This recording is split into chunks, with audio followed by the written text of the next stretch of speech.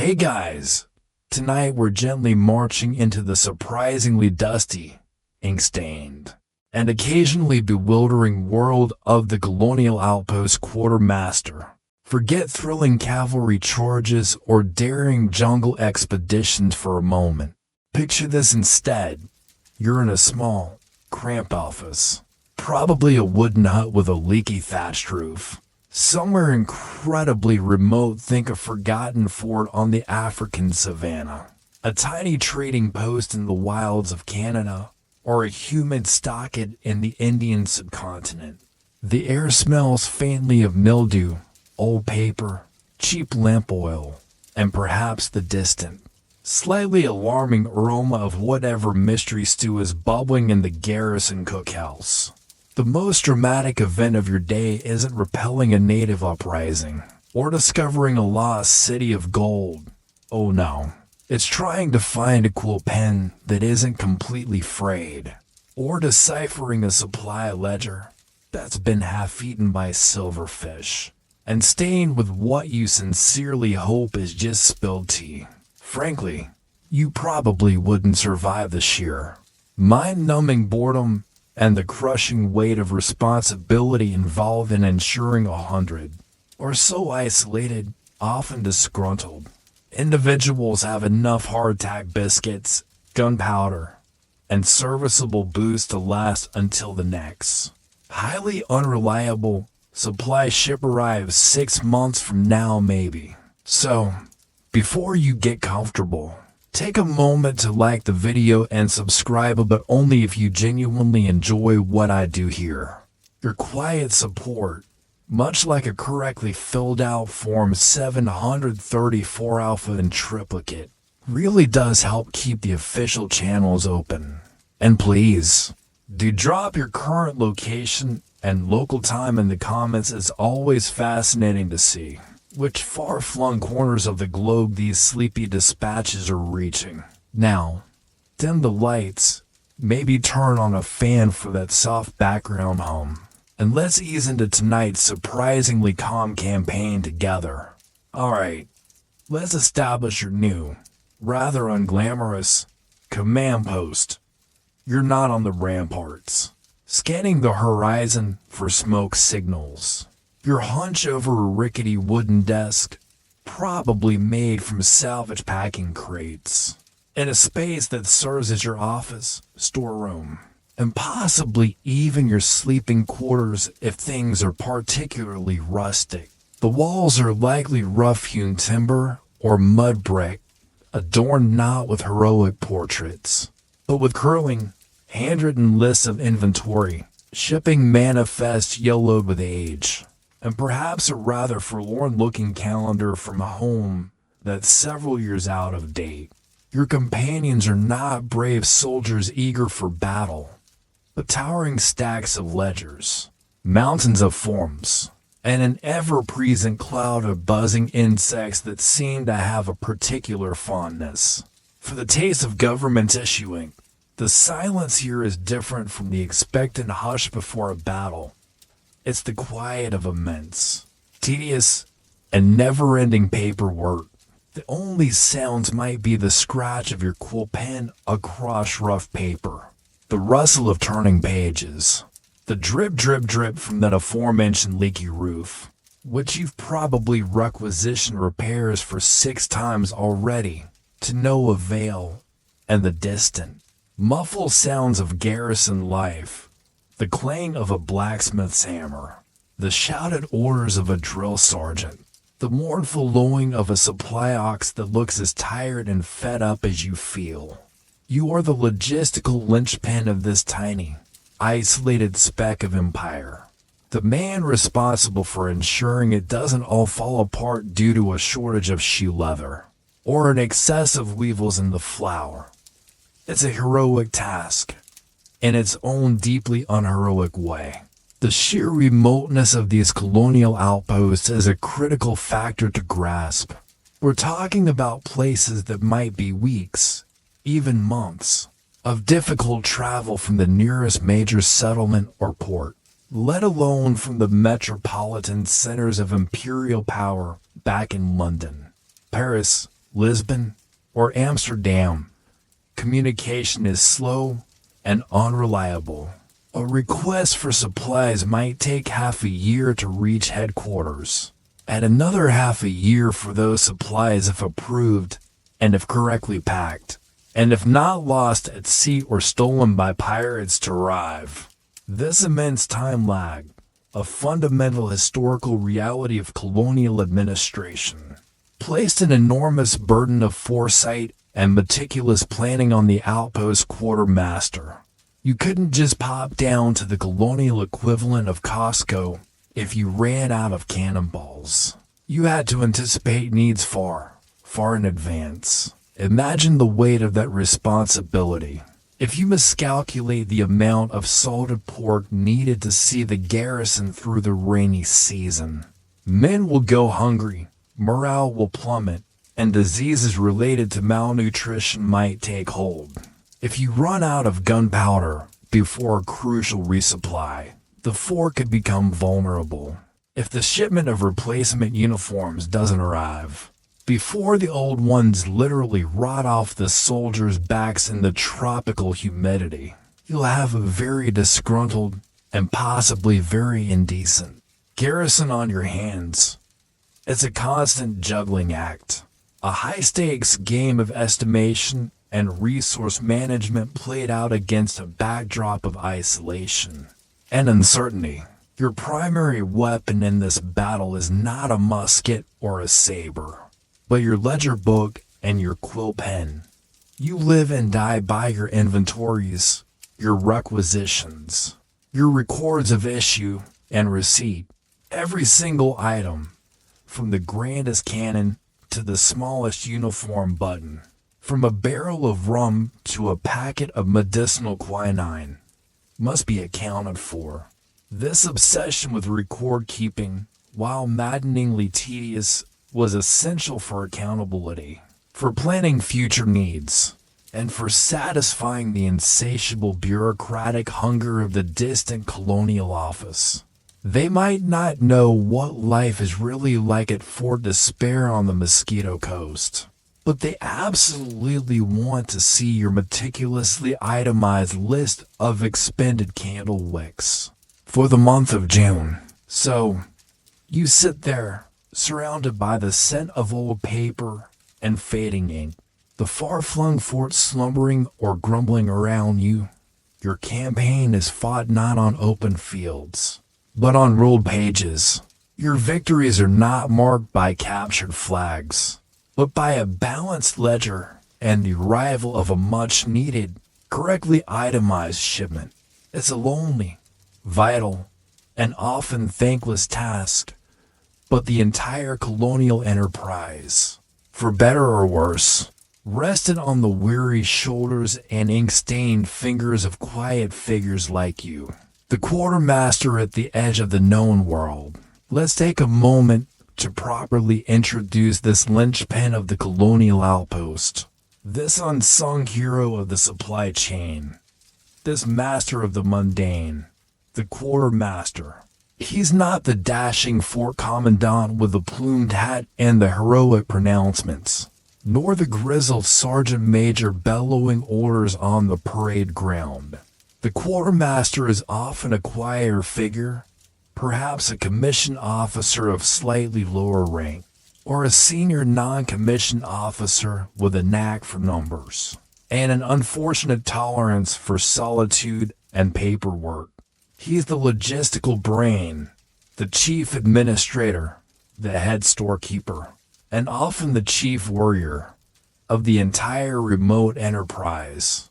Imagine him, if you will. He might be a younger son of a minor gentry family back home, seeking a career and perhaps a sliver of adventure in the colonies, only to find himself assigned to counting barrels of salted beef in a sweltering backwater.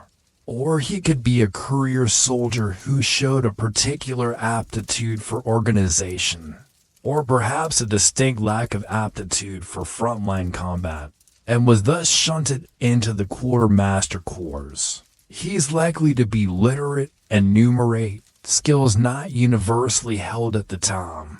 and possess a certain methodical, detail-oriented mindset. You wouldn't want a flamboyant, impulsive poet in charge of ensuring there are enough musket flints to last through the monsoon season. You need someone who finds a strange, quiet satisfaction in a perfectly balanced inventory sheet. Someone who can look at a stack of 50 identical crates and know, just by the slight sag in the middle of one, that is probably short a dozen tin cups. His official title might vary depending on the empire and the era: quartermaster, commissar, storekeeper, factor, but his core responsibilities remain remarkably consistent. He is responsible for the procurement, or at least the requisitioning, storage, distribution, and meticulous accounting of everything the outpost needs to function. This includes rations, hardtack, salted meat, flour, peas, rum or other spirits, ammunition, gunpowder, lead shot, cannonballs, uniforms and clothing, tunics, trousers, boots, hats, blankets, equipment, muskets, swords, cannons, tools, tents, cooking pots, medical supplies, bandages, quinine, laudanum, building materials, timber, nails, canvas, and even seemingly trivial items like stationery paper, ink, quills, sealing wax essential for all that paperwork, candles or lamp oil, and soap. The sheer diversity of items under his purview is staggering. He's essentially running a combination of a supermarket, a hardware store, an armory, and an office supply depot, all from a leaky hut in the middle of nowhere. Forget multitasking. This is megatasking. The quartermaster's office, that hub of logistical activity we described earlier, is his kingdom. Here, amidst the ledgers and the stacked supplies, if space is tight, he spends countless hours. He's not just counting things, he's inspecting them. Is that barrel of flour infested with weevils? Are those new boots already showing signs of shoddy workmanship? Has the gunpowder somehow gotten damp despite his best efforts to store it properly? These constant inspections are crucial. Issuing substandard or spoiled supplies can lead to disgruntled troops, illness, or even disaster. This role is the guardian of quality, often fighting against the poor manufacturing standards or apathetic shipping practices of distant suppliers, is a key historical function of the quartermaster. He is the last line of defense against a shipment of biscuits that could be used as paving stones. His relationship with the fort commandant is critical.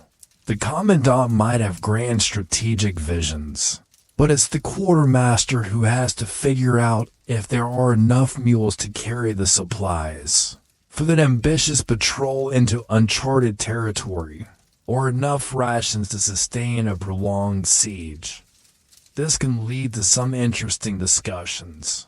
Yes, Colonel, your plan to build a new observation tower on Mount Misery is splendid.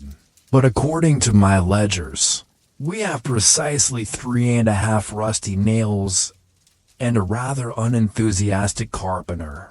Perhaps we could revisit the timeline? He has to be diplomatic but firm, the voice of logistical reality in a world often driven by ambition or desperation. He also has to deal with the soldiers themselves. They come to him with their worn-out boots, their requests for an extra blanket, their complaints about the quality of the rum. He has to balance their needs and wants against his limited supplies and the strict regulations dictated from on high. He is often the one saying no, which doesn't always make him the most popular man in the fort.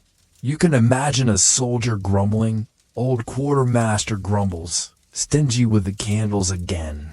Expects us to fight off spectral hyenas in the dark, does he? One quirky, but essential skill for a colonial quartermaster was often an ability to improvise and make do when the official supply lines failed, as they so often did.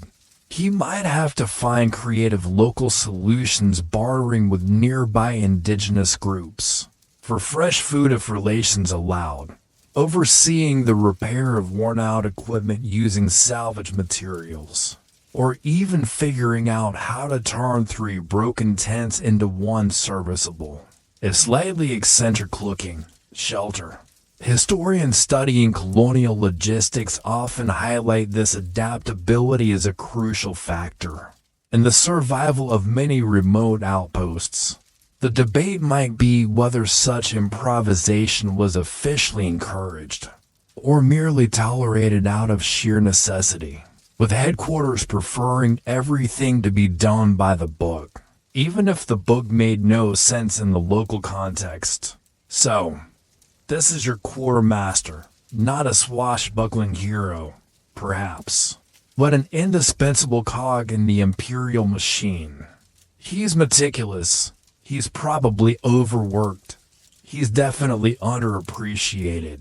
And he's surrounded by a rising tide of paperwork and an alarming number of insects.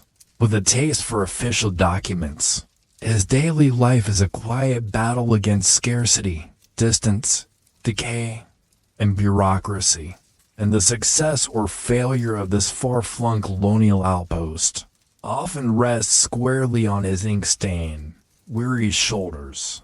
Our colonial quartermaster, having perhaps just finished a lukewarm cup of questionable coffee, or more likely, weak tea brewed from leaves of uncertain origin, turns to one of his most fundamental, most repetitive, and most mind-numbingly tedious tasks: inventory. You thought counting sheep was a way to fall asleep. Try counting hardtack biscuits, one by one, in a humid storeroom, while simultaneously fending off large, inquisitive cockroaches. That's a whole different level of soporific dedication. Imagine the scene. You're in the main storehouse, perhaps a larger, slightly less leaky hut, or a section of the fort bastions converted for storage. It's dimly lit, maybe by a few narrow, shuttered windows or a flickering oil lamp that casts long, dancing shadows on the stacked crates, barrels, and bundles. The air is thick with the smell of damp wood, canvas, rope, salted meat, and that ever-present hint of mildew.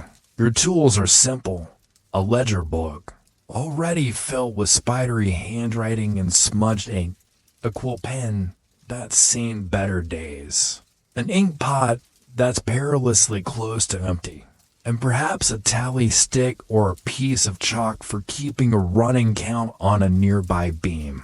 You are about to embark on a journey into the thrilling world of counting things.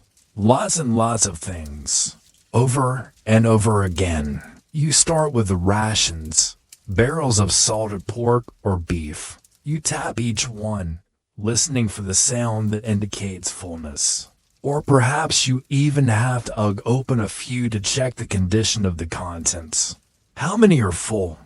How many are half empty? How many have developed the distinctly off aroma that suggests they should be reclassified from edible to emergency dog food?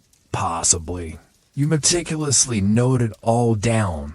Salted beef, grade B, 17 barrels, full, salted beef. Grade C suspicious, 3 barrels. Then it's on to the sacks of flour or rice. You heft each one, estimate its remaining contents, and check for the telltale signs of weevils or rodent activity, little holes in the sack, a faint scattering of dust. This isn't just counting. It's quality control at its most basic and most depressing. Flour, 20 to sacks, mostly intact. Flour, for sacks, contents now largely consisting of weevils and their extended families. Next, perhaps, ammunition, kegs of gunpowder, which need to be stored in the driest possible location and handled with extreme care. You check the seals, note the number. Boxes of lead musket balls. How many are left? Are they the correct caliber for the muskets currently in use at the fort? A surprisingly common problem receiving .69 caliber balls, when the garrison is armed with .75 caliber muskets.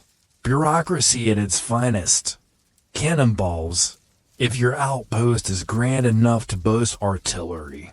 Each one heavy, each one needing to be accounted for. This detailed accounting of ordnance and munitions was a critical historical responsibility of the quartermaster, directly impacting the fort's defensive capabilities. A miscount here could have fatal consequences. Then there's the clothing and equipment store. Piles of wool tunics, you count them, trying to ignore the faint smell of damp sheep and previous wearers. Stacks of boots, are they pairs? Are they all for the left foot? Again, these things happen.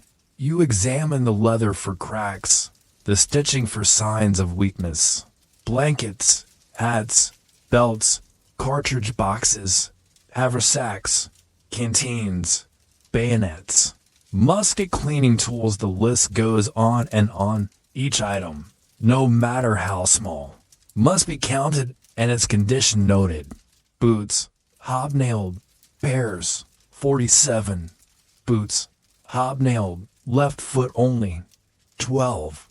Condition, mostly regrettable. The sheer monotony of this task is hard to overstate. It's a repetitive cycle of counting, checking, recording, often performed in uncomfortable conditions, with poor lighting and dubious air quality. And it's not a one-time thing. Regular inventories were usually required by headquarters monthly, quarterly, annually to track consumption, identify losses, and plan for future needs. You might just finish counting every last nail in the fort, only to receive a directive that the entire inventory needs to be redone because of a new form. That requires nails to be categorized by degree of rustiness, okay. Maybe not that specific, but you get the idea. One quirky challenge was dealing with items that didn't fit neatly into categories, or items that had been creatively repurposed by the soldiers. What do you list the broken cannon wheel as, now that it's being used as a makeshift table in the barracks? How do you account for the tent canvas that's been transformed into a series of rather fetching, if regulation-defying, window curtains? The quartermaster often had to turn a blind eye to minor infractions, or find imaginative ways to make the paperwork match the reality on the ground. Historians studying the material culture of colonial outposts sometimes find clues to these improvisations in the discrepancies, or vague entries in official supply ledgers. One-wheeled wooden contrivance, circular, currently employed for purposes of domestic utility. And of course, things go missing. Supplies get used up, they rot, they get damaged, they get eaten by rats or weevils, and yes, sometimes they get stolen or unofficially reallocated. The quartermaster has to account for these losses, often with little evidence beyond an empty space where a barrel used to be. This could lead to some very creative explanations in his reports back to HQ. Regrettably, 3 barrels of rum appear to have spontaneously evaporated due to unexpectedly high ambient temperatures and an unfortunate localized temporal anomaly.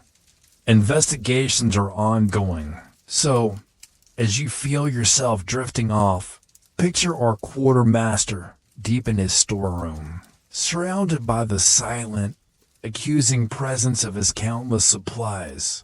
He counts, he records, he sighs. His is a world of endless, meticulous enumeration, a constant battle to impose order on the inherent chaos of a remote colonial outpost. The inventory nightmare is his daily reality, the foundation upon which all his other overwhelming duties are built. And the numbers, they just keep coming. The inventory is complete, or at least as complete as it's ever going to be amidst the weevils and the mysteriously evaporating rum. Our Colonial quartermaster now knows, with a depressing degree of accuracy, exactly what he has, what he's short of, and what is quietly decomposing in the corner of the storeroom. The next crucial, and often deeply frustrating, step is to communicate these needs back to the distant, seemingly indifferent bureaucracy of the Colonial office or military headquarters. It's time to draft the supply requisitions. This isn't a quick online order with next day delivery. This is a formal, painstaking process of petitioning for survival, often involving multiple copies, arcane formatting rules, and a very long wait. Imagine the quartermaster back at his rickety desk. The flickering lamp casts a pool of light on a fresh sheet of precious paper. That itself is a requisition item he's probably running low on. He dips his newly sharpened quill into the ink pot, also requisition, also dwindling, and begins the delicate art of asking for things. This isn't just a shopping list. Each request must be justified, cross-referenced with existing inventory levels, hence the nightmare we just endured, and formatted according to the latest baffling regulations sent out from head office 6 months ago. On a slow boat, he probably has a well-thumbed, ink-stained copy of standing orders for the requisitioning of Her Majesty's stores. Third revised edition Colonial service propped up beside him, its pages filled with more rules than a Spartan mess hall. He starts with the essentials. Rations to His Majesty's Victualling Board, by order of Colonel Grimsnake, commanding Fort Perseverance, we humbly request the following: salted beef, 50 barrels, prime quality, if such a mythical beast exists, hardtack biscuits, 100 crates, guaranteed weevil resistant, a man can dream, peas, dried, 30 sacks. Preferably not the ones that require 3 days of soaking to become even theoretically edible. He has to be specific about quantities, quality, or desired lack of poor quality, and sometimes even preferred packing methods to minimize spoilage during the long sea voyage. This meticulous detailing of food and other essential supplies in official requisitions is a key historical data source for understanding the diet, living conditions, and logistical challenges of Colonial garrisons. It's a grocery list written with the desperation of someone whose next meal might depend on it. Then comes ammunition, gunpowder, fine grade, for musket use, 20 kegs, well sealed against damp. Lead, for casting musket balls, 50 pigs. Musket flints, superior quality, 5. 0 the last batch shattered if you looked at them too hard. Again, precision is vital. The wrong type of gunpowder or an insufficient supply of flints could render the fort's defenses useless. You can almost feel his anxiety as he writes, hoping the clerks back home understand the difference between cannon grade and musket grade powder, because a mix-up could be explosive, and not in a good way.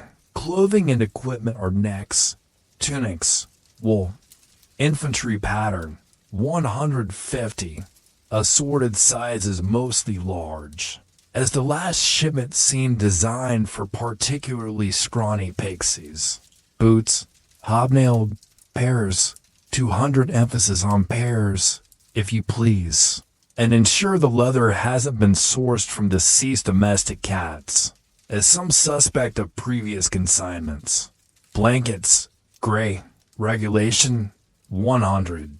preferably without pre-existing holes or mysterious stains. He might even have to include precise measurements or drawings if requesting replacements for locally damaged or uniquely modified equipment. Trying to convey the specific needs of his remote outpost to someone who has likely never set foot outside of London or Paris. See attached sketch for improved design of tropical latrine bucket handle. The current model is proving unsatisfactory in high humidity, low morale situations. The language used is crucial. It needs to be formal, respectful, almost obsequious at times, even when he's essentially screaming in written form about the urgent need for more quinine. Before everyone succumbs to fever, it would be most humbly appreciated if the esteemed Board of Ordnance could expedite the shipment of translates roughly to "for the love of all that is holy." Send the quinine now before we all die. Bureaucratic politeness was a survival skill. Any hint of sarcasm or insubordination in a requisition, however justified, could see it misplaced or relegated to the bottom of a very large pile. In some dusty office back home, you learn to grovel effectively on paper, and then the copies, requisitions often had to be submitted in duplicate, triplicate, sometimes even quadruplicate, each copy handwritten. One for the local commandant to approve and possibly add his own increasingly desperate postscripts. One for the ship's captain carrying the mail. One for the relevant department back at headquarters. And one for the quartermaster's own files, because if the shipment never arrives, he needs proof he actually asked for it. Imagine the hand cramps. The sheer volume of paperwork generated by even a small colonial outpost was staggering. Historians wading through colonial archives are often confronted by mountains of these meticulously handwritten, multi-copy requisitions. The debate might be whether this excessive bureaucracy actually improved efficiency, or simply created more opportunities for things to get lost. Once completed, signed, sealed with that precious, dwindling wax, and copied, the bundle of requisitions would be carefully entrusted to the next outgoing mail packet, perhaps a passing merchant ship, a naval vessel, or a dedicated but infrequent mail runner. And then the quartermaster waits, and hopes that his polite, desperate, triplicated pleas for more boots and fewer weevils will be heard, understood, and acted upon, sometime before the next ice age, or the collapse of the fort, whichever comes first. Our colonial quartermaster, having dispatched his meticulously crafted, multi-copy requisitions into the vast, uncertain void of the imperial postal system, now turns his attention to some of the more unique items on his list. Beyond the standard requests for salted beef, gunpowder, and boots that fit actual human feet, the specific conditions of a remote colonial outpost often necessitated requisitions for some rather peculiar, or at least highly specialized, bits of kit. These weren't whimsical desires. They were often born of harsh experience and urgent local need. Imagine you're the quartermaster at Fort Blistering Sun, somewhere in a particularly hot and humid equatorial region. Your standard European issue wool uniforms, designed for the temperate climes of home, are proving to be instruments of slow, sweaty torture for the garrison. Soldiers are succumbing to heat stroke, rashes are rampant, and morale is fermenting like an overripe mango. Your next requisition, therefore, might include a rather unusual item for a military supply list: pith helmets, white, with ventilation holes, 150 units, to prevent further instances of cranial overheating. and subsequent nonsensical babbling amongst the ranks, or perhaps linen tunics, loose-fitting, breathable, 300 units, as the current woolens are causing spontaneous combustion of tempers and an alarming increase in fungal growth. These requests for climate-appropriate clothing, while seeming obvious to us now, often had to be specifically justified and argued for against a distant bureaucracy that thought one uniform pattern should fit all corners of the empire. This adaptation of equipment to local environmental conditions is a key historical theme in colonial military history. Or perhaps your outpost is in a region teeming with particularly venomous snakes and insects of terrifying proportions. Your standard medical kit, designed for treating musket wounds and common fevers, might be woefully inadequate. So, your requisition might include antivenom, specific to the green mamba and or giant hairy death spider attached sketch. If artist survives encounter, 10 vials. Also, significantly larger bandages, as current issue barely covers a particularly aggressive mosquito bite here. You might even request specific local remedies that have proven effective, asking for bulk supplies of certain herbs or barks that the indigenous population uses, much to the bewilderment of the apothecaries back in London. One large cask of jungle juice no. 5, as recommended by Chief Wobbly Stick for the treatment of the shakes and spotted groanings. Efficacy unproven by Royal Society, but appears to work better than current issue rhubarb pills. Consider an outpost in a heavily forested area with extremely tall trees, used by hostile locals for observation or sniper fire. The commandant, in a fit of frustration, might demand the quartermaster requisition. 1 extremely long ladder, extending to approximately 200 feet, or alternatively, several highly trained monkeys with very small axes, for strategic defoliation and or surprise counter-simian operations. Okay, maybe not the monkeys, but requests for unusual tools or equipment to deal with specific local geographical challenges, or common, perhaps specialized saws for cutting unusually hard tropical timber, or specific types of rope resistant to rot and high humidity. Sometimes, the peculiar requests were driven by the social or diplomatic needs of the outpost. If your fort is reliant on maintaining good relations with a powerful local chieftain, who has a known fondness for, say, bright blue glass beads or a particular brand of cheap pocket watch, then your requisition list might feature these seemingly non-military items. Blue glass beads, shiny, 10 strings, pocket watches, loud ticking, with pictures of royalty on the fob, 5 units, for the continued pacification and or bribery of paramount chief grumbles a lot, whose goodwill is currently preventing us from being turned into kebabs, explaining that to the auditors back home would require some creative phrasing for the facilitation of harmonious intercultural dialogue and the strategic disbursement of symbolic diplomatic overtures. One quirky, but surprisingly common, category of special requests involved items for combating boredom and maintaining morale in isolated locations. Playing cards. Several dozen decks, the current ones are so worn the kings look like particularly anxious peasants.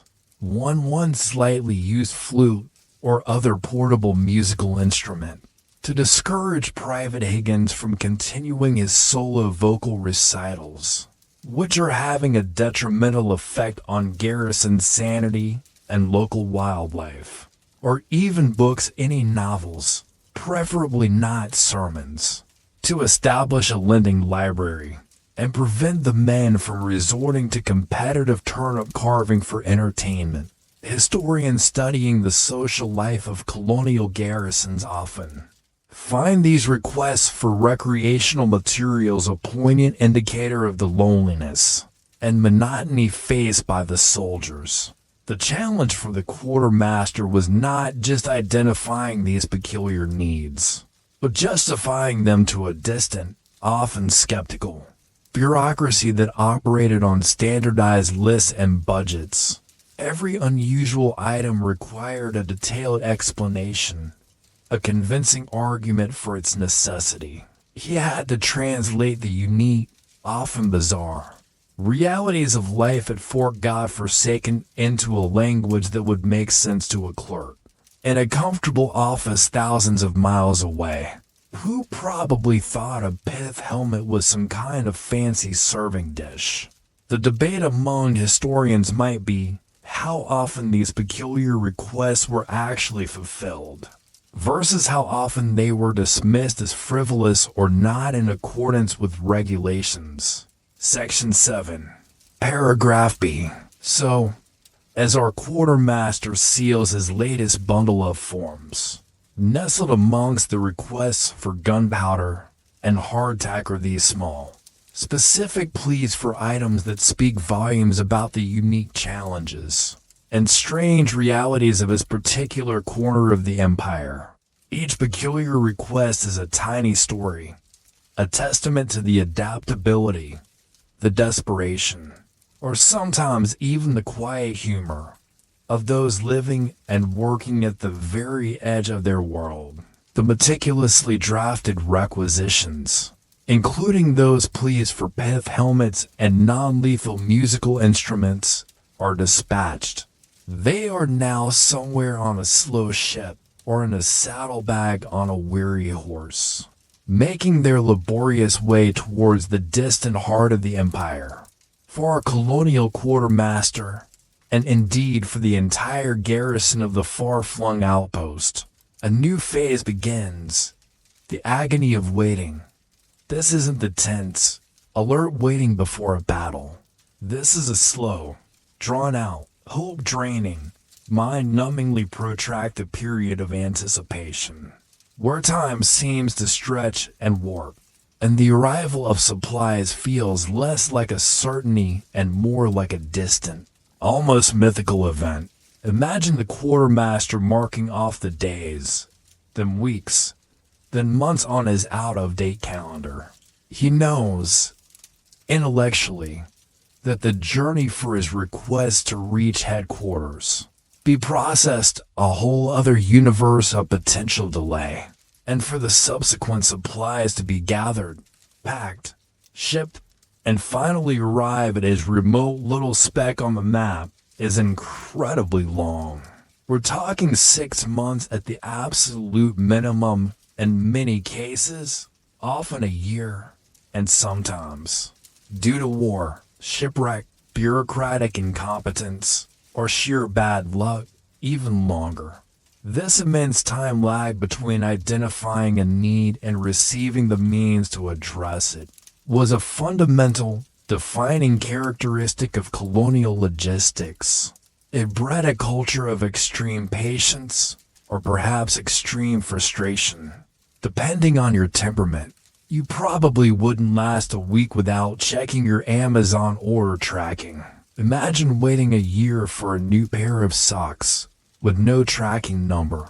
During this agonizing interim, life at the outpost goes on, but always with an eye on dwindling stockpiles. The quartermaster is constantly re-evaluating his inventory, making his existing supply stretch as far as humanly possible. Rations might be subtly reduced. Men, due to unforeseen atmospheric conditions affecting the salted beef, we will be moving to a slightly less beef, more contemplative biscuit footing for the foreseeable future. Ammunition issues might become more strictly controlled. No more using musket balls for impromptu games of bulls, Private Smith. We need those for actual defensive purposes, eventually. Every item becomes more precious as its replacement recedes further into the hazy future. The psychological toll of this waiting could be immense, both for the quartermaster and the entire garrison. Hope rises when a distant sail is spotted on the horizon, only to plummet when it turns out to be a fishing boat or, worse, a ship that isn't stopping at their particular forgotten outpost. Rumors spread like wildfire. Heard from a passing trader that a supply fleet left London 3 months ago, only for it to be later discovered that the fleet was heading to a completely different colony on the other side of the world. Or, Sergeant Major had a dream the rum ration was going to be doubled when the next ship comes. Wishful thinking, Sergeant Major, wishful thinking. The quartermaster, as the one most directly responsible for supplies, often bore the brunt of this collective anxiety and frustration.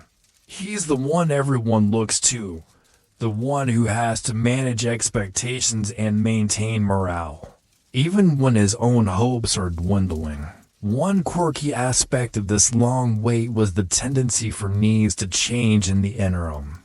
By the time a specific type of musket part, requisitioned a year ago, finally arrives, the garrison might have been re-equipped with an entirely different model of musket, rendering the long-awaited parts useless, or the urgent request for extra warm blankets, sent out during an unusually harsh cold season, might arrive in the middle of a sweltering summer. The quartermaster then has the delightful task of trying to store these now useless, but officially accounted for items, and perhaps requisitioning their removal on the next available ship, starting another cycle of paperwork and waiting. It's a bureaucratic comedy of errors, played out over vast distances and agonizingly slow time scales. Historians studying colonial supply chains often find evidence of these temporal mismatches, with force accumulating stores of obsolete or inappropriate equipment due to the sheer inflexibility of the system. The debate among historians might be how colonial administrations attempted to mitigate these delays. Were there intermediate supply depots along major routes? Were faster though more expensive communication methods, like dedicated package ships, prioritized for critical information or high-value, low-bulk items? While some such measures existed, the fundamental constraints of distance and pre-modern transport technology meant that significant delays were largely unavoidable.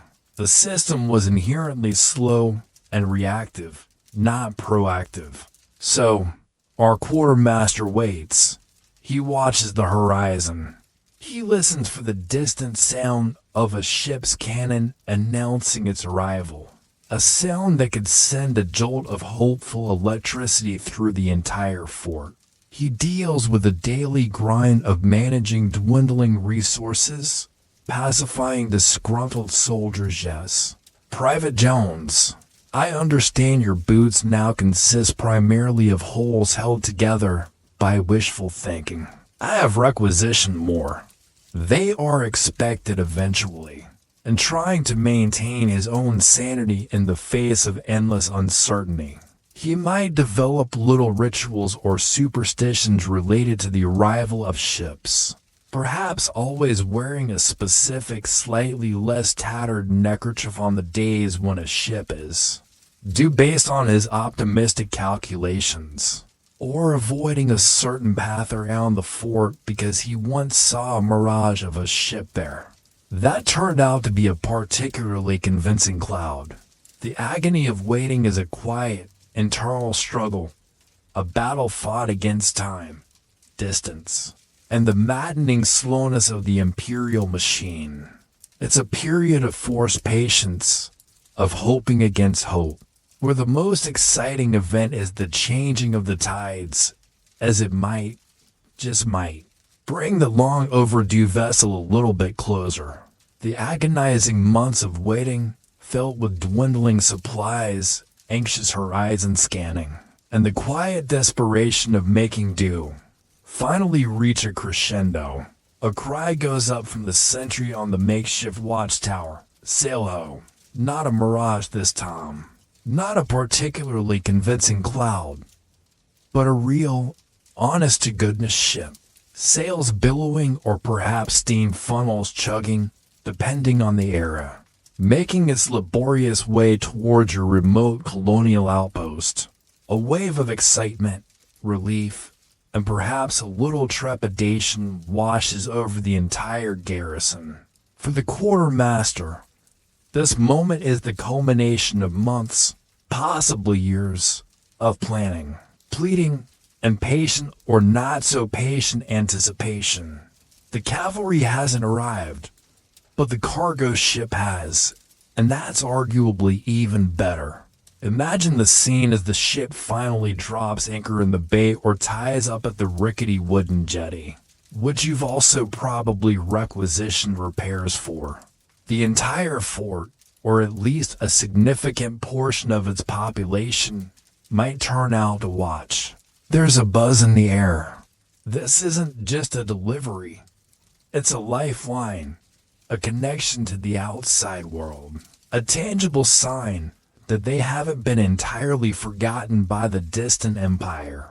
The ship's captain comes ashore, probably looking as weary from his voyage as you do from your landlocked struggles, and hands over the precious, ink-stained shipping manifests. Now, the real fun begins for the quartermaster, unpacking the surprises. The process of unloading is a major event, using longboats, lighters, or sometimes just sheer manpower wading through the shallows. The crates, barrels, sacks, and bundles are brought ashore. The quartermaster is there, clipboard or more likely, a bound ledger in hand, ready to check off each item against his copy of the manifest, and more importantly, against his original requisition forms. This is where hope meets reality, and often, where frustration sets in. You can almost feel his stomach clench as the first crate is pried open. Will it contain the desperately needed medical supplies, or another consignment of slightly damp, off-brand religious tracts nobody asked for? It happens. Sometimes, there's a moment of pure, unadulterated joy. A crate is opened to reveal perfectly new, well-made boots, exactly the right sizes the men cheer. Or a barrel, when tapped, clearly contains the promised high-quality rum, not the watered-down swill they received last time. The quartermaster allows himself a small, internal smile. His carefully worded pleas have, for once, been heard and acted upon correctly. These moments of logistical triumph, however small, are a testament to the system occasionally working and a huge boost to morale. The arrival of specific, long-awaited goods could be a cause for genuine celebration within the fort. More often, however, unpacking brings a mixed bag or even outright despair. The manifest might list 100 woolen blankets, superior quality, but the crate, when opened, contains 50 thin, moth-eaten rags that look suspiciously like discarded horse blankets. Or the prime salted beef turns out to be several barrels of something unidentifiable, swimming in a dubious brine that even the hungriest dog in the fort eyes with suspicion. The wrong caliber ammunition might arrive, or parts for a cannon model that was decommissioned a decade ago. This discrepancy between what was ordered, what was listed on the manifest, and what actually arrived was a constant headache for colonial quartermasters, and a significant historical challenge in imperial supply chains. Breakages during the long sea voyage, spoilage due to poor packing or rough handling, pilfering by a less than scrupulous ship's crew, or just sheer administrative incompetence at the point of origin. could all contribute to these delightful surprises. Imagine the quartermaster's face as he discovers that instead of the urgently requested quinine, he's received a crate of powdered wigs. Or the 500 musket flints he ordered have arrived as 50 elegantly crafted, but utterly useless porcelain teacups. The ensuing correspondence back to headquarters would require all his diplomatic skills. Whilst the garrison deeply appreciates the aesthetic qualities of the recent consignment of porcelain teaware, it is respectfully submitted that their utility in repelling hostile incursions is somewhat limited. We would therefore reiterate our previous urgent request for actual ammunition. One quirky aspect of unpacking was dealing with items damaged by seawater or a leaky hold. Sacks of flour might arrive as solid, salty cakes. Paper supplies could be a pulpy mess. Metal tools might be rusted beyond recognition. The quartermaster would have to painstakingly assess the damage, salvage what he could, and then begin the laborious process of writing off the condemned goods. More paperwork. Historians studying shipping records and quartermaster logs often find detailed accounts of such losses, painting a vivid picture of the perils of maritime transport in the age of sail or early steam. The debate might be what percentage of goods was typically lost or damaged in transit to remote colonial outposts. So, the unpacking continues, a chaotic ballet of hope, frustration, and occasionally, pleasant surprise. The quartermaster, surrounded by a growing mountain of open crates and bewildered soldiers. Sir, what exactly is this crate full of left-handed corkscrews for? Meticulously checks, counts, and records each item as a small piece in the giant, complex, and often infuriating puzzle of colonial supply. The arrival of the ship is not the end of his worries. In many ways, it's just the beginning of a whole new round of inventory, accounting, and probably another set of exasperated requisitions for the things that didn't arrive, or arrived in a state best described as post-consumer. The supply ship has departed, leaving behind a mixture of much-needed goods. Some truly baffling items like those left-handed corkscrews, and a fresh wave of paperwork for our colonial quartermaster. But what happens when the official supply lines, even when they function, are simply insufficient, to slow, or deliver entirely the wrong things?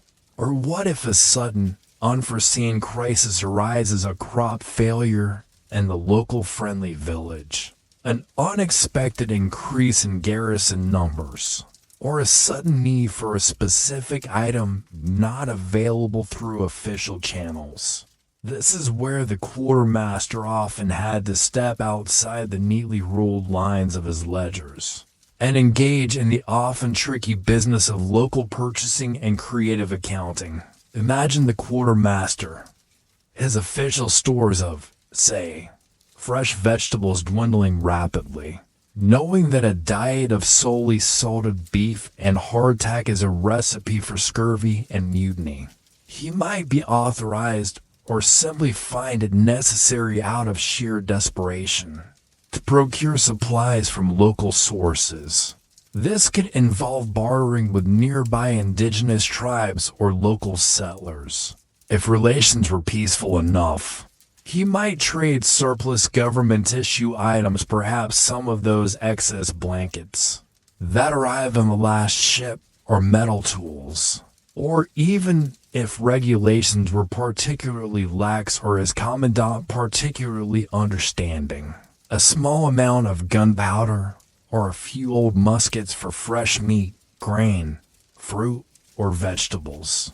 This practice of local procurement, while often essential for survival, was a tricky balancing act, fraught with potential diplomatic and financial complications. This interaction with local economies is a key historical aspect of colonial outposts, sometimes fostering interdependence, other times leading to exploitation or conflict.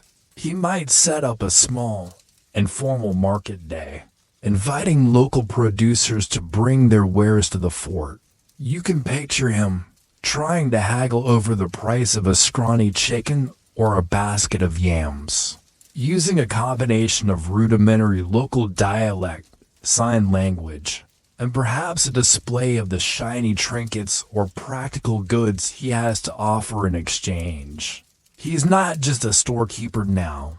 He's a trader, a diplomat, and a shrewd negotiator, all rolled into one. He needs to ensure a fair exchange, or at least one that doesn't cause an immediate uprising while also getting the best possible value for the crown's very limited resources. No Amazon reviews to guide his purchases here. He's relying on instinct and whatever local knowledge he can glean. Then comes the paperwork go. The glorious paperwork, every local purchase, every barter transaction had to be meticulously recorded and, more importantly, justified to the auditors back home. You can't just write "spent 10 shillings on assorted jungle greens" from a man named Bob who smells faintly of anteater. Headquarters would want receipts often impossible to obtain, sworn statements from witnesses who might have conveniently vanished back into the jungle, and a detailed explanation of why these purchases were necessary and why official channels could not provide. This led to some wonderfully creative accounting. 2. Provisions, emergency, local procurement, necessitated by unforeseen spoilage of official biscuit consignment. Due to unanticipated localized atmospheric dampness and suspiciously well-fed rats.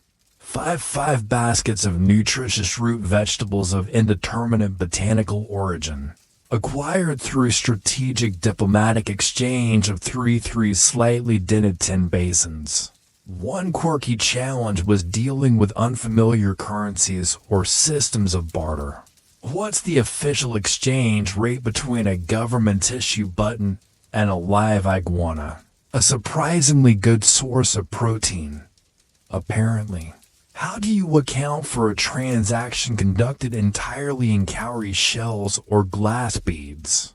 The quartermaster might have to create his own internal conversion rates, hoping they vaguely align with whatever fantastical economic theories were currently in vogue back at the Treasury. Historians studying colonial economic interactions often find these local purchasing records, however creatively accounted for, a fascinating window into the complex interplay between imperial and indigenous economies.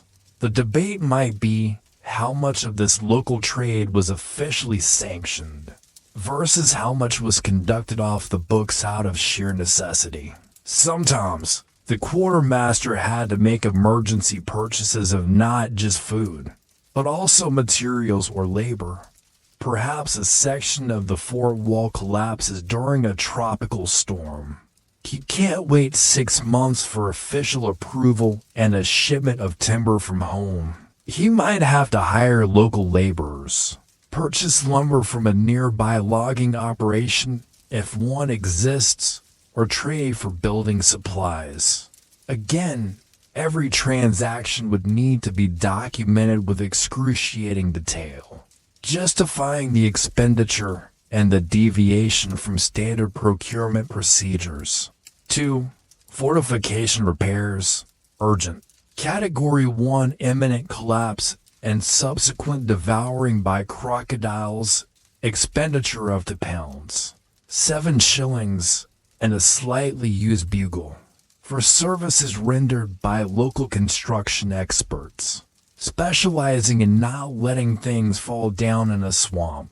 This reliance on local purchases could also open the door to accusations of corruption or mismanagement, whether justified or not. If the quartermaster paid what seemed like an exorbitant price for local goods, or if his accounting was less than transparent, questions might be raised by inspecting officers or penny-pinching bureaucrats back home. He was constantly walking a tightrope, trying to keep his garrison supplied and his books balanced, while navigating the complexities of a local economy and the suspicions of his distant superiors. So, when the official supply lines falter, our quartermaster becomes an entrepreneur, a diplomat, and a master of creative explanation. He's out there, haggling for yams, trading buttons for chickens, and then retreating to his office to try and make it all sound perfectly logical and fiscally responsible in his next report. It's another layer of complexity, another source of endless paperwork, and the surprisingly challenging life of keeping a colonial outpost from quietly starving or collapsing into a pile of badly accounted for rubble.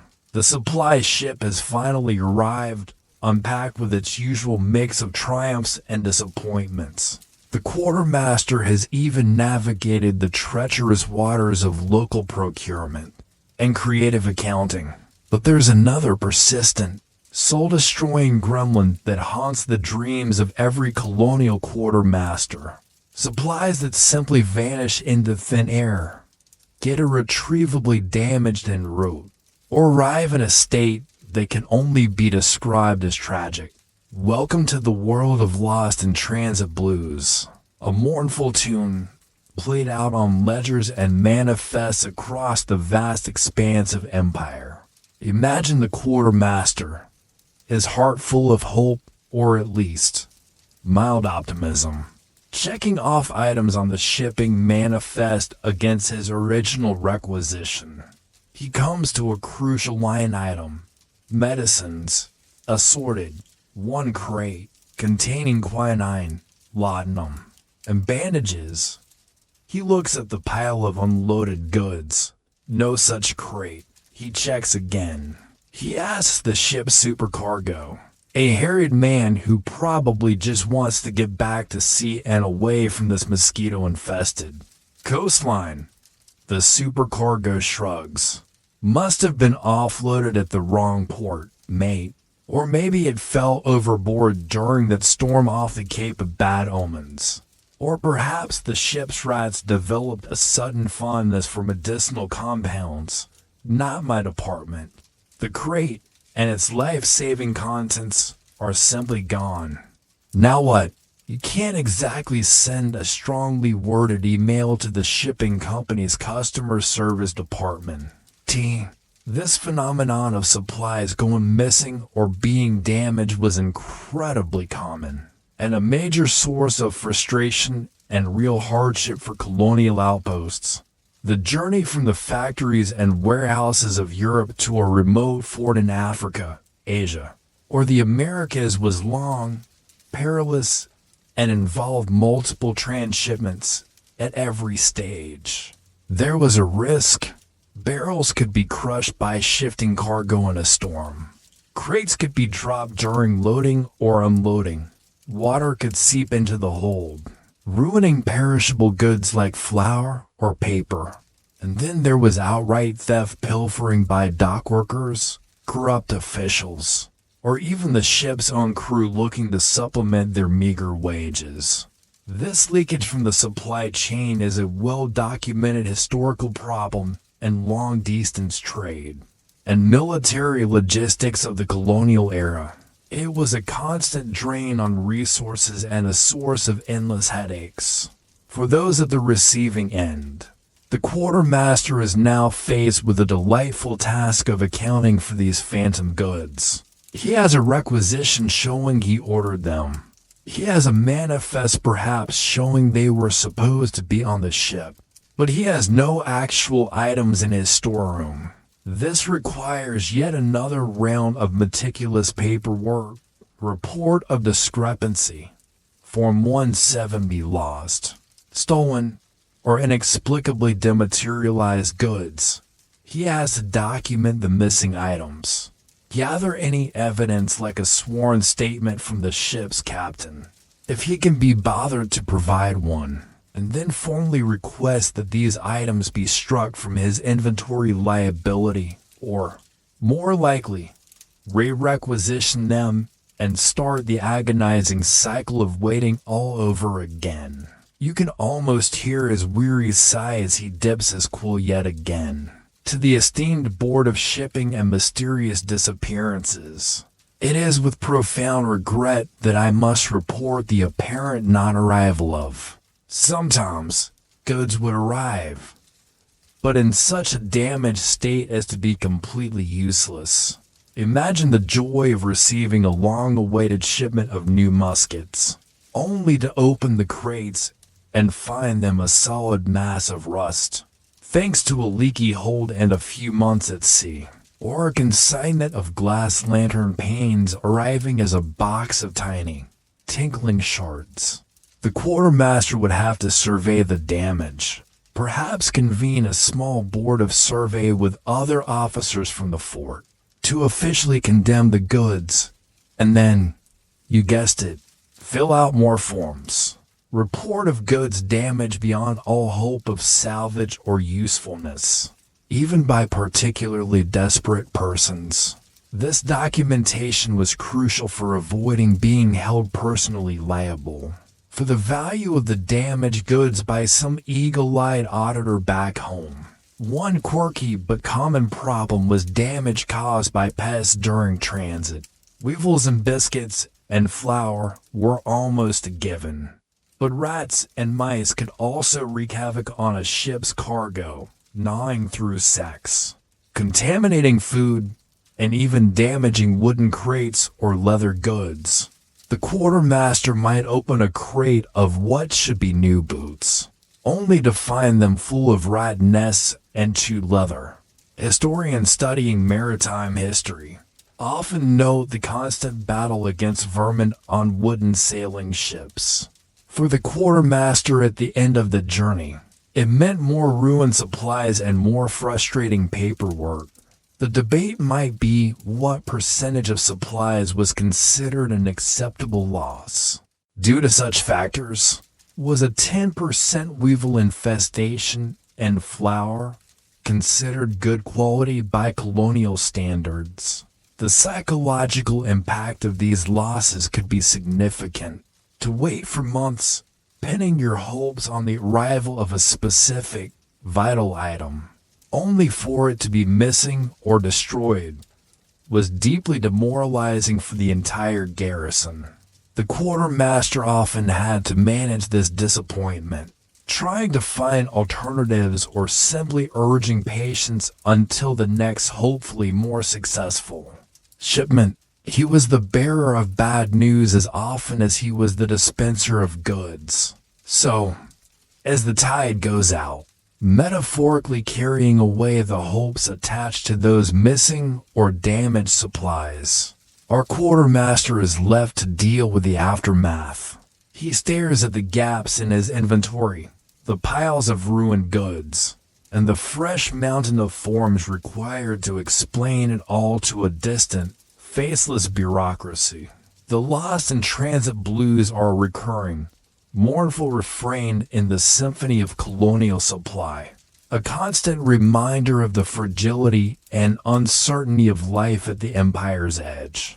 Our colonial quartermaster, having weathered the storms of inventory, requisition, peculiar requests, agonizing waits, surprising unpackings, local purchases, and lost in transit blues, now faces another daily reality of his role. He is, by default, the unofficial and often unwilling complaints department for the entire outpost. Every soldier with a grievance about the quality, quantity, or general serviceability of Her Majesty's stores eventually finds their way to the quartermaster's door, ready to air their often colorful opinions. Imagine the scene. The quartermaster is hunched over his ledgers, perhaps trying to reconcile the number of serviceable tent pegs with the number of tents. that haven't actually blown away in the last gale. When a grizzled veteran, Private Jones, appears in the doorway, Private Jones is holding up a boot, or what remains of one. The sole is flapping, the leather is cracked, and it looks like it's been used to stop a cannonball which, given the state of Private Jones, it might well have been. "Begging your pardon, quartermaster, sir," Jones begins, his voice a gravelly mix of respect and profound exasperation. "But this air boot, issued just last year, mind you, seems to have developed a sudden aversion to remaining attached to itself and my feet. Any chance of a replacement before my toes decide to secede from the Union Jack entirely?" The quartermaster sighs inwardly. He has heard it all before. The boots that dissolve in heavy dew. The hardtack biscuits that could double as building materials or offensive weapons. The woolen tunics that shrink 3 sizes in the first tropical downpour, transforming sturdy soldiers into uncomfortably constricted scarecrows. The rum that tastes suspiciously like bilge water with a hint of regret. He has to listen patiently, examine the offending item with a show of grave concern even if it's the 20th disintegrated boot he's seen that week, and then consult his ever-present ledgers. Does Private Jones have a legitimate claim according to regulations? Has he already been issued his yearly quota of footwear? Are there even any replacement boots in the correct size currently in stock? Or are they still a distant dream on some forgotten requisition form?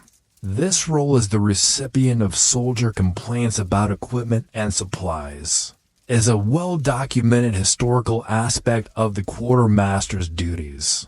He was the face of the supply system to the common soldier, the one who had to deal directly with their frustrations. And soldiers, especially those enduring the hardships of colonial service, were not shy about expressing their opinions, often in language that would make a dock worker blush. The quartermaster needed a thick skin, a patient demeanor, and an encyclopedic knowledge of the regulations governing the issue and replacement of stores. You can't just hand out new boots to everyone who asks. The auditors back home would have a field day. Sometimes the complaints were justified.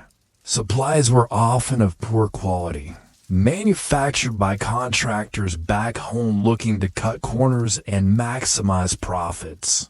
Knowing their goods were heading to distant colonies where immediate oversight was lacking. Shoddy was a word frequently associated with government tissue kit.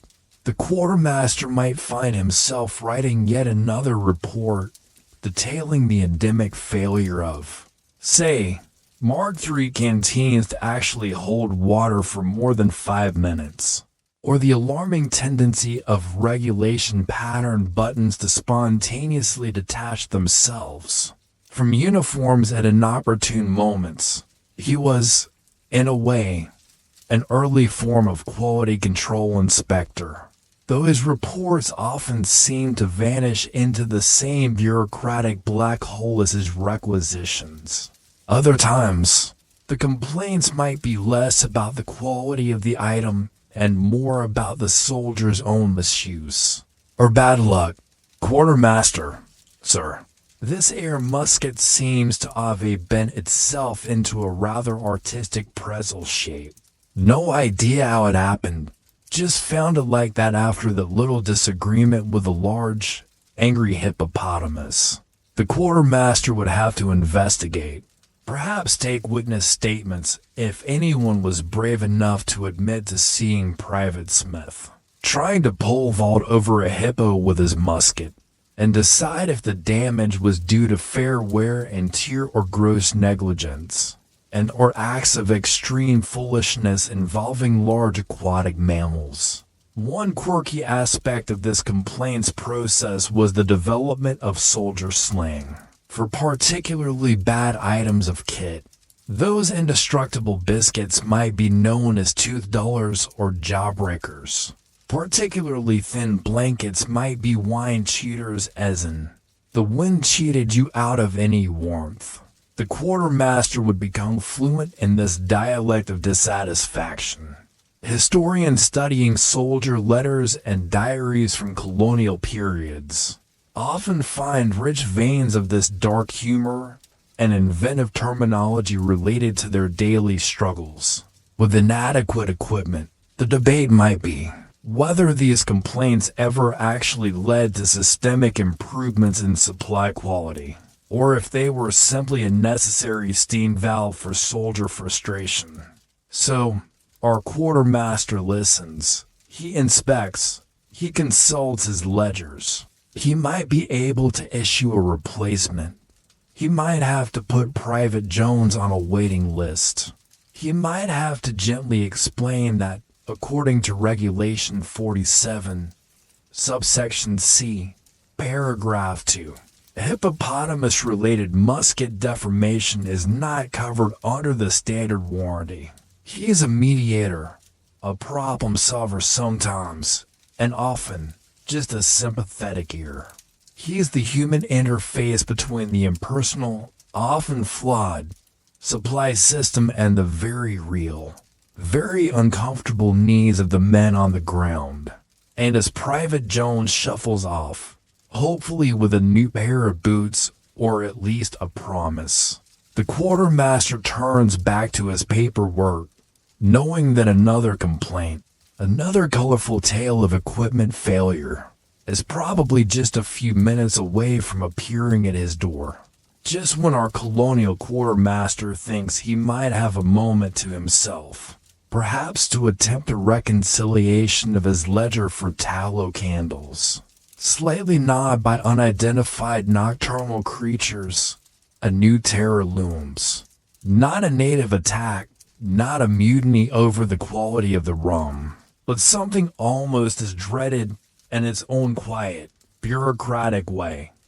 An audit or an inspection, or a visit of inquiry from the Office of the Inspector General of Colonial Stores. Whatever its official title, it means someone from headquarters or a higher authority is coming to scrutinize his books, count his cannonballs again, and generally make his life even more complicated than it already is.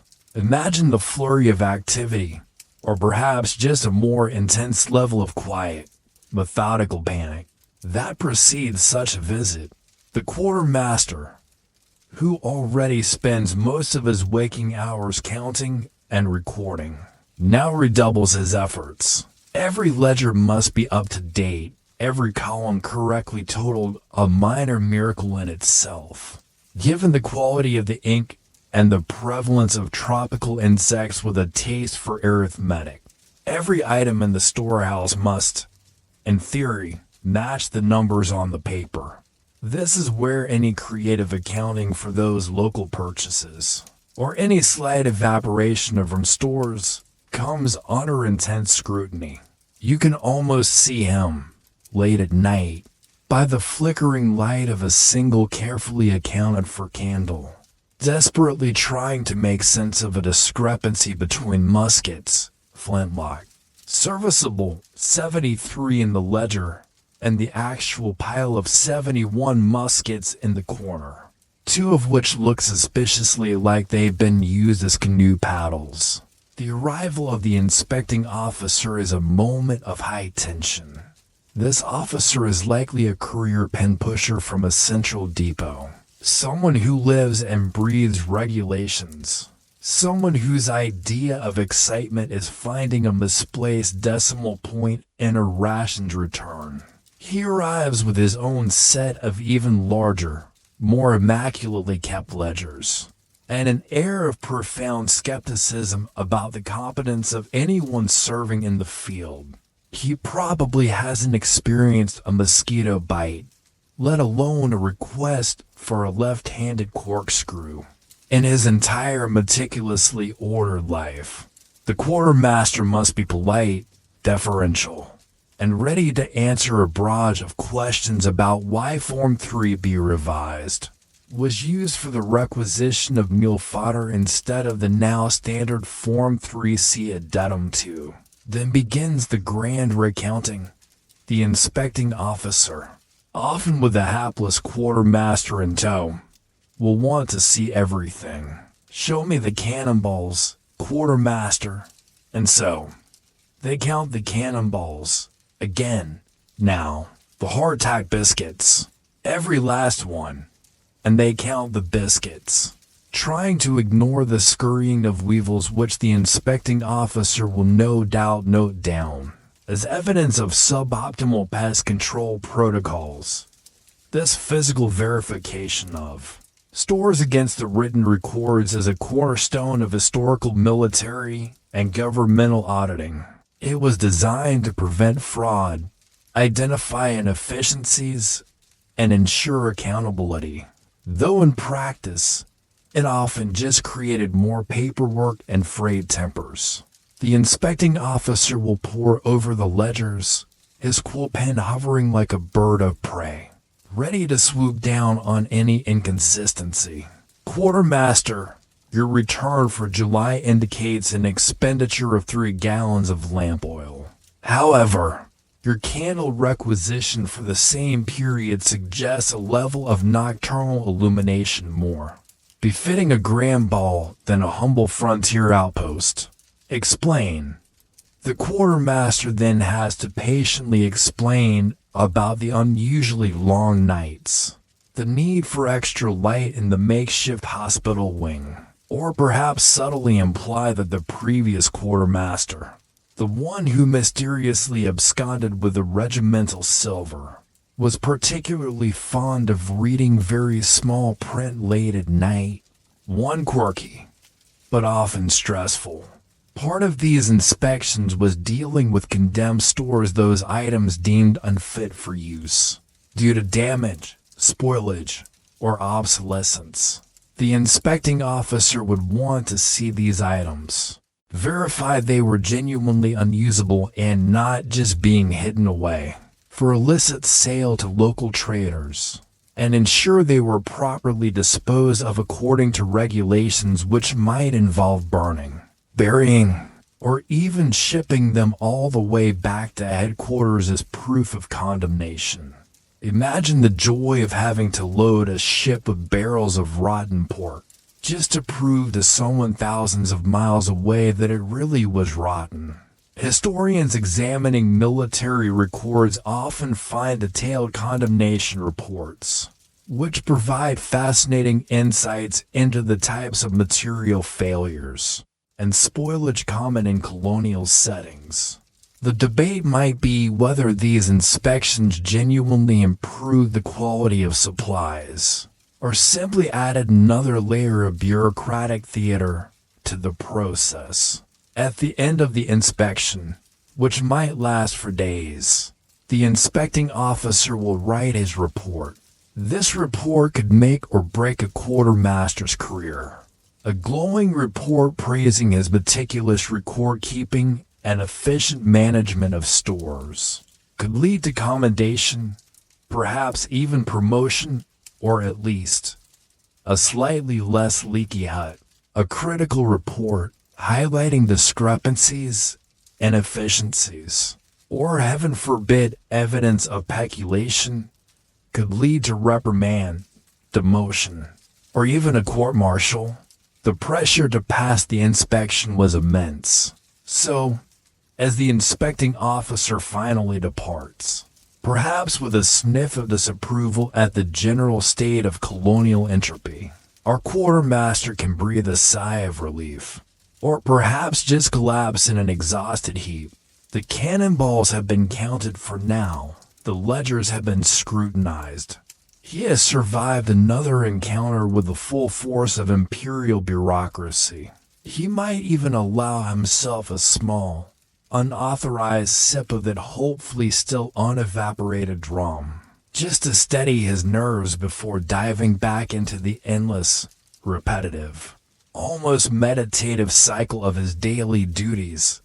The audits will come again, but for now, a fragile, paper-thin peace settles over the storeroom once more. Our colonial quartermaster, a man seemingly engaged in a perpetual, quiet battle with numbers, requisitions, and the occasional inspecting officer, is not immune to the physical and mental strains of his isolated, demanding post. While he's busy ensuring the garrison has enough quinine to ward off malaria, or enough bandages for injuries, his own well-being is often a secondary concern, a casualty of endless duty and the unique challenges of life at the Empire's edge. The ink stains on his fingers are often accompanied by the less visible, but equally debilitating, effects of stress, tropical illnesses, and profound loneliness. Imagine him, still at his desk late into the night, the only light source a sputtering oil lamp that attracts a cloud of buzzing, biting insects.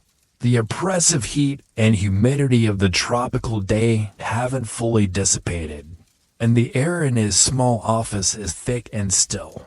He's trying to reconcile a particularly convoluted shipping manifest with a pile of damaged goods, his head throbbing from a combination of eye strain, the incessant drone of mosquitoes, and perhaps the early stages of a fever. He wipes a bead of sweat from his brow, leaving a faint smudge of ink. His own health, like the supplies he manages, is a precious, dwindling resource in this challenging environment. Colonial outposts were often located in regions with climates and disease environments vastly different from those of the home country. Malaria, dysentery, yellow fever, typhoid, and a host of other tropical fevers, a catch-all term for illnesses, not fully understood at the time, were rampant. While soldiers on active patrol might be more exposed to certain risks, the quartermaster, often confined to his office and storerooms which were not necessarily models of hygiene or ventilation, was by no means exempt. Mosquitoes, flies, and contaminated water sources didn't respect drink or administrative duties. The historical records of colonial garrisons are replete with accounts of sickness and mortality due to disease, often far exceeding losses from actual combat. The quartermaster, responsible for medical supplies, would be acutely aware of these risks, even as he himself succumbed to them. The stress of the job was also a significant factor. The constant pressure of ensuring the survival of the outpost, the responsibility for valuable government stores, the fear of audits, the frustration of dealing with a slow and unresponsive bureaucracy, the loneliness of command even if it was just command over barrels and boxes olive. This took a toll. Sleep might be elusive, interrupted by worries about dwindling rations or the non-arrival of the critical shipment. He might develop nervous habits, endless pen tapping, a tendency to mutter to his ledgers who were, after all, his most constant companions. You can almost picture him, absently swatting at a mosquito while trying to remember if he indented paragraph 3, subsection B, of his report on unexplained discrepancies in the spatula inventory, as per the latest directive from the Undersecretary for Colonial Cutlery. And then there's the loneliness. While part of a garrison, the quartermaster's role often set him slightly apart. He wasn't engaged in the daily drills and camaraderie of the common soldiers in the same way.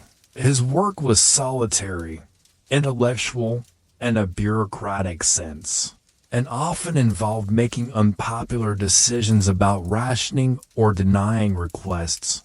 He might share meals in the officers' mess if such a luxury existed, but his primary interactions were often with his paperwork.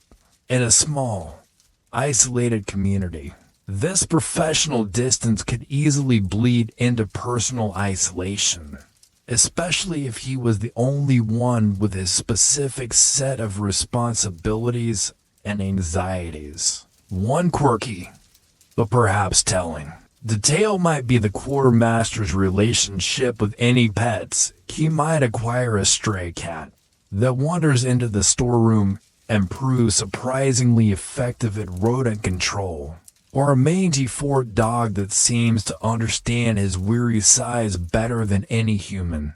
These animal companions could provide a small measure of solace and a non-judgmental ear for his complaints about the latest incomprehensible directive from headquarters.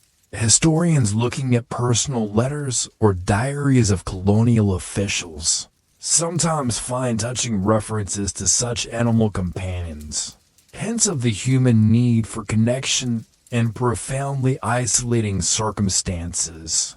The debate might be whether headquarters considered cat food for official rat catcher a legitimate requisitionable item.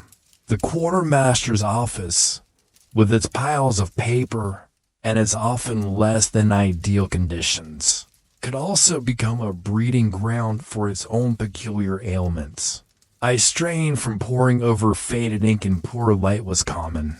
Respiratory problems from dust and mildew in the storerooms. Even afflictions related to prolonged sitting and repetitive hand movements from endless writing. It's like an early form of occupational hazard specific to the diligent, desk-bound warriors of the supply chain. So, as our quartermaster finally pushes aside his ledgers for the night, perhaps swallowing a dose of his own carefully accounted for quinine as a precaution, he carries not just the weight of the forest supplies, but also the invisible burdens of his own physical and mental well-being. His ink stains are a testament to his dedication, but they might also be masking a deeper weariness, a quiet erosion of health brought on by the unique combination of tropical ills, bureaucratic stress, and the profound, echoing loneliness of his far-flung imperial post. He's keeping the fort alive, but at what personal cost? Amidst the flurry of requisitions for new supplies, the meticulous counting of existing stock, and the constant battle against spoilage and loss, there is another crucial, if rather depressing, category of paperwork that occupies our colonial quartermaster, the condemned goods ledger. This is the official record of all those items deemed unfit for use, damaged beyond repair, or simply to rotten, rusted, or weevil-laden to inflict upon Her Majesty's unfortunate troops. It's the graveyard of failed supplies, a testament to the harsh realities of colonial logistics and the relentless forces of decay. Imagine the quartermaster, perhaps accompanied by a small, reluctant committee, maybe the fort surgeon, who has a vested interest and not having to treat men poisoned by ancient pork, and a junior officer who drew the short straw, conducting a survey of condemned stores. They're in a particularly gloomy corner of the storeroom, or perhaps a designated condemnation shed, where the truly tragic items are left to await their fate. The air here is thick with the aroma of advanced decomposition, rust, and despair. This isn't just about things that are slightly past their sell-by date. This is about supplies that have well and truly given up the ghost. He opens his condemned goods ledger, a special book probably bound in particularly sturdy and hopefully waterproof leather, reserved for documenting these material casualties. He dips his quill and begins the mournful litany. Item: salted beef. To barrels. Condition: contents now resemble a primordial soup of unsettling green hue, emitting odors that cause a passing vulture to faint. Recommendation: deep burial, preferably upwind. Or, item: hardtack biscuits, 5 crates. Condition: infestation by weevils has reached such a density that biscuits now possess independent locomotion. Also, several appear to have petrified and could be used as small arms ammunition in a dire emergency, though this is not officially recommended. Recommendation: incineration, followed by a sternly worded letter to biscuit contractor.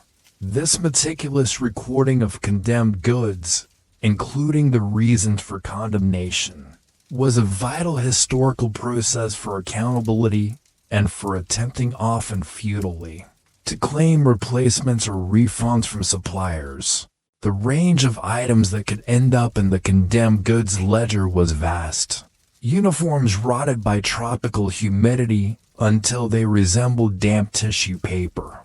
Boots whose soles had detached with such finality they looked like startled leather fish. Tents so riddled with holes they offer less protection from the elements than a philosophical argument. Muskets rusted solid from sea air and neglect, their barrels more likely to explode than fire a shot. Swords with blades so pitted they look like ancient cheese graters. Even cannonballs could be condemned if they were severely misshapen or cracked. It's a sad parade of imperial materiel, defeated not by enemy action, but by time, climate, and often shoddy manufacturing. One quirky but essential part of the condemnation process was often the formal destruction of the unusable items in the presence of witnesses. This was to prevent condemned goods from being illicitly sold, traded, or somehow finding their way back into circulation. So, you might have the rather surreal spectacle of the quartermaster solemnly supervising the burning of a pile of moldy blankets or the smashing of irreparably damaged crockery, while a junior officer takes notes for the official report. Witness this day the ceremonial immolation of 37 pairs of socks, deemed structurally unsound and aromatically challenging for further military service. It's like a funeral for supplies, complete with official documentation. Historians studying the material culture of empire often find these condemned goods ledgers invaluable. They provide a stark, unvarnished look at the realities of supplying distant outposts, the types of goods that failed most frequently, and the challenges posed by different environments. They can also reveal patterns of poor manufacturing or shipping practices. If, for example, every shipment of boots from a particular contractor consistently rots within 3 months, it points to a problem at the source. The debate might be how effectively this information was used by central authorities to improve procurement, or if the ledgers simply became another layer of unread paperwork and a vast bureaucratic archive. Sometimes, the reasons for condemnation could be quite specific and tell a story of local conditions. Item: medical quinine, 1 jar. Condition: contents mysteriously replaced with small, decorative river pebbles. Suspect local primate involvement, or possibly Private Higgins attempting a novel form of folk medicine. Recommendation: secure storage for future quinine shipments, and perhaps a lecture for Private Higgins on the finer points of pharmacology. Or, item: official portrait of Her Majesty, 1 canvas. Condition: extensively chewed by termites, rendering the royal visage somewhat abstract and, frankly, alarming. Recommendation: dignified burial, and request for replacement portrait on termite-resistant material, if such exists. So, our quartermaster meticulously records each fallen item. Each casualty of the colonial supply chain. His condemned goods ledger is a somber document, a chronicle of waste and decay, but it is also a necessary one. By officially accounting for these losses, He protects himself from accusations of negligence or theft, and he provides the data, however ignored it might be, that could, in a perfect world, lead to better supplies in the future. As he closes the ledger on another pile of ruined dreams and rusted bayonets, he knows this particular book will never be empty for long. The forces of entropy, especially at the edge of empire, are relentless. Amidst the endless ledgers, the frustrating requisitions, the battles with weevils and bureaucratic inertia, and the profound loneliness of his remote colonial outpost, even our stoic quartermaster is still a human being.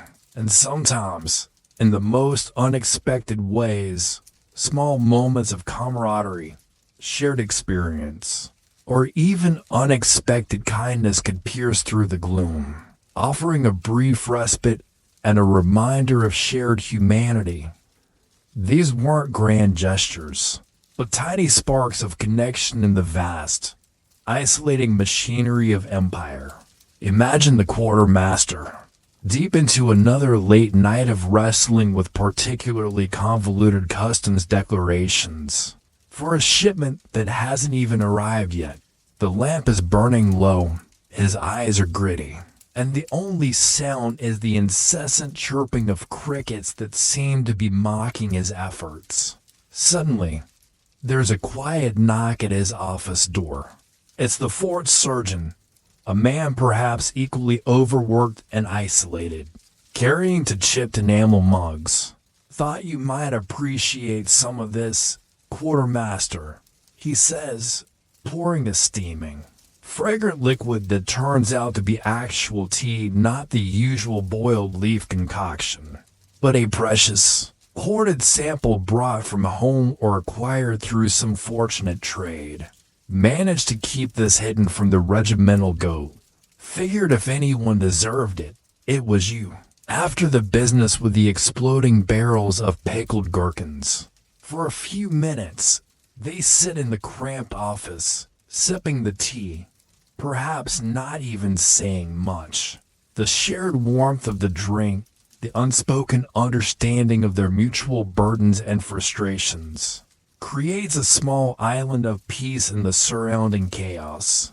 They might exchange a weary smile, a brief complaint about the latest incomprehensible directive from headquarters, or a shared hope that the next supply ship actually brings something useful. It's not a deep, soul-bearing conversation, but it's a connection, a moment of fellowship that makes the isolation feel a little less absolute. These small acts of kindness or shared ritual are often highlighted in personal memoirs from colonial periods as vital for maintaining sanity. Or perhaps it's a moment with one of the common soldiers. Private Smith, usually known for his creative complaints about the quality of the hardtack, might shyly present the quartermaster with a surprisingly well-carved wooden bird, whittled during long hours of sentry duty. "Thought you might like this for your desk, sir, to, keep the paperwork from flying away." It's a small, awkward gesture, but it speaks of a certain grudging respect, an acknowledgement of the quartermaster's often thankless efforts. The quartermaster, touched by this unexpected offering, might find a place for the little bird amidst his towering stacks of official forms, a tiny splash of humanity in a sea of bureaucracy. Sometimes, camaraderie could be found in shared adversity. If the outpost is facing a particularly severe shortage or a common threat, the usual lines between ranks or duties might blur slightly. The quartermaster might find himself working alongside the soldiers to repair a breach in the storeroom wall caused by a storm, or helping to distribute meager emergency rations during a siege. In these moments of shared struggle, a sense of common purpose can emerge, overriding the usual frustrations and hierarchies. You might even find the quartermaster sharing a rare, illicit laugh with the sergeant over the sheer absurdity of their situation, trying to defend an empire. With 3 damp cannonballs and a very pessimistic outlook, one quirky source of unexpected connection might be with the local indigenous population. If relations were peaceful, a big if, of course. A local elder, with whom the quartermaster has established a cautious trading relationship for fresh fruit, might occasionally share a piece of local wisdom, a remedy for a common ailment, or even just a companionable silence, observing the sunset together. These cross-cultural moments, however fleeting or fraught with misunderstanding, could offer a glimpse beyond the narrow confines of the colonial outpost and a different perspective on the world. Historians studying the contact zones of empire often look for these small, personal interactions that complicate the simpler narratives of conquest and resistance. The debate might be how often such genuinely respectful or friendly exchanges occurred, versus interactions driven purely by necessity or power imbalance. Even the shared enemy, the indifferent bureaucracy back home, could foster a strange kind of bond. The quartermaster, the commandant, the surgeon, even the common soldiers, might find themselves united in their exasperation at the latest nonsensical regulation, or the inexplicable failure of headquarters to understand their most basic needs. Did you see this new form for requisitioning bootlaces, quartermaster? It requires a sworn affidavit from 3 witnesses confirming the previous bootlaces are retrievable. And lamentable demise. By the time we get that filled out, we'll all be barefoot. Shared eye rolls over official stupidity can be surprisingly unifying. These moments are not grand turning points in history.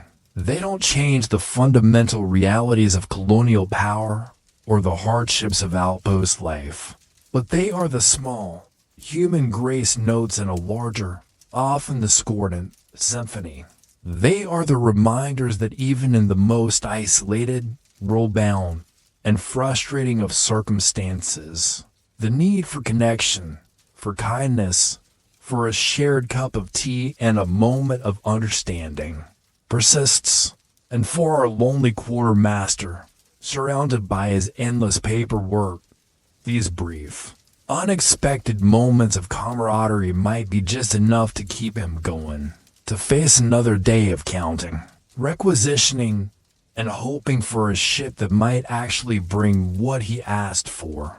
The sun dips below the horizon, painting the sky in hues of orange and purple over the remote colonial outpost. The evening chorus of insects begins its nightly serenade. Inside his cramped office, our quartermaster finally lays down his quill. He leans back in his rickety chair, the wood groaning in sympathy. For a fleeting moment, a fragile sense of order has been achieved. The latest batch of requisitions is sealed and ready for the next outgoing mail, whenever that might be. The inventory ledger, after much wrestling and creative reconciliation, balances, or at least is as balanced as it's ever going to get under the circumstances. The condemned goods list has been duly updated with the latest casualties of climate and neglect. A temporary calm descends upon the world of colonial supply. Imagine him looking around his domain. The stacks of paper, the rows of ledgers, the neatly or not so neatly bundled forms. Each one represents a problem solved, a need anticipated, a crisis averted for now.